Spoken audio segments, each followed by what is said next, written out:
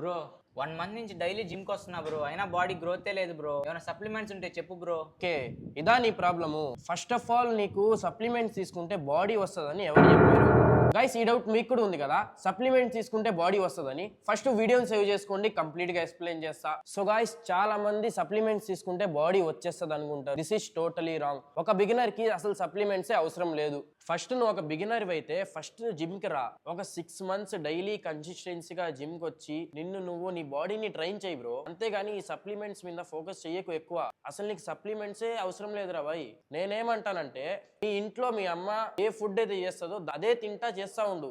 నువ్వు ఒక 6 months ఇలా చేస్తే నీ బాడీ ఆటోమేటిక్ గా చేంజ్ అవ్వద్ది. అప్పుడు నీలో స్ట్రెంగ్త్ కూడా ఇంప్రూవ్ అవుద్ది. అంతేగాని ఈ సప్లిమెంట్స్, ఈ ప్రోటీన్ క్రియేటిన్ ఇప్పుడే నీకు అవసరం లేదు అసలు.